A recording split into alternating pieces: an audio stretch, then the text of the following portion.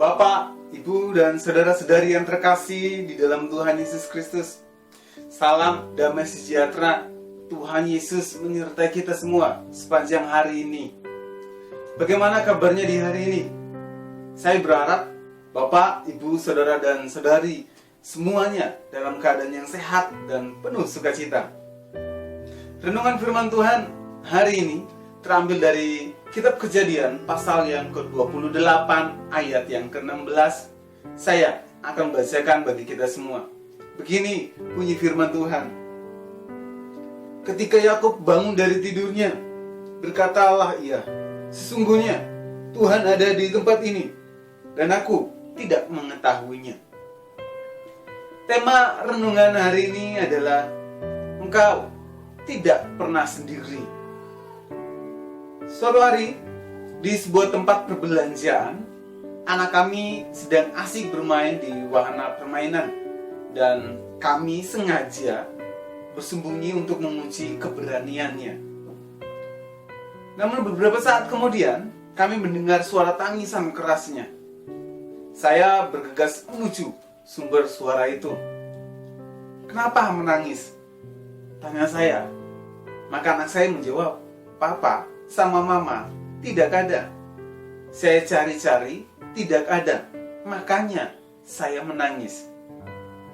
Ia tidak menyadari bahwa kami ada di tempat yang sama, tak jauh darinya, dan ia tidak akan pernah kami tinggalkan sendiri.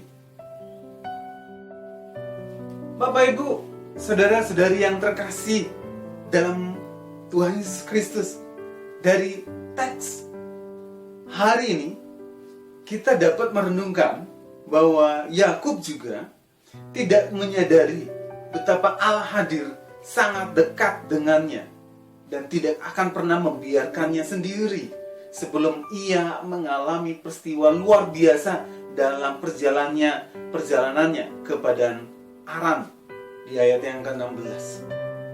Mungkin ia terlalu larut dalam kesendiriannya. Ia tak lagi bisa menatap orang tuanya, terutama sang ibu yang selama ini dekat dengan dirinya. Ia juga tak lagi bisa dekat dengan sang kakak yang menaruh dendam kepadanya. Namun, dalam mimpi yang menakjubkan, Tuhan menyatakan bahwa Yakub tidak pernah sendirian karena Tuhan menyertainya. Tuhan memperkenalkan pribadinya kepada Yakub dan memberitakan janji berkat serta penyertaan sebagaimana yang Dia berikan kepada para bapak leluhur Yakub. Di ayat ke-13 dan ayat ke-15 kita bisa baca di situ.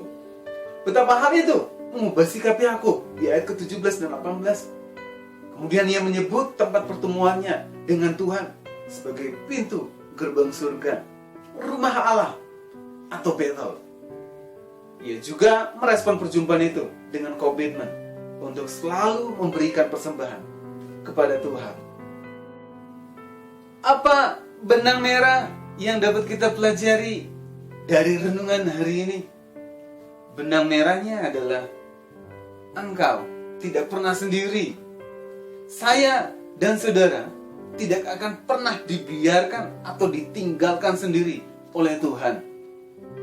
Apapun jenis persoalan dan pergumulan berat yang kita hadapi hari ini, apapun bentuk kesulitan dan kesukaran yang menghadang jalan kita, apapun bentuk situasi dan kondisi yang membuat kita selalu meneteskan air mata karena beratnya tekanan yang kita alami, apapun keadaan yang terberat dalam hidup kita hari ini karena ditinggalkan oleh orang yang kita sayangi, dan sekalipun kita ditimpa berbagai macam kemalangan dan masalah yang silih berganti di dalam hidup kita sehingga membuat kita ditinggalkan oleh sahabat-sahabat kita, ingatlah firman Tuhan hari ini bahwa kita tidak pernah sendiri. Sama seperti Tuhan hadir menyertai dan menguatkan Yakub di masa sulit dan keputusasaan hidupnya, Tuhan yang sama juga yang akan hadir menyertai dan menguatkan kita di setiap masa dan musim yang berganti di dalam hidup kita. Bahwa kita tidak pernah sendiri dan tidak akan pernah dibiarkan sendiri oleh Tuhan. Yang Tuhan minta, percayalah kepada Tuhan dan ubahlah sikap serta pemikiran yang negatif kita di masa sulit. Karena Tuhan selalu ada, selalu hadir, sangat dekat dengan kita. Dan Tuhan hanya sejauh doa. Mari tundukkan kepala, kita berdoa.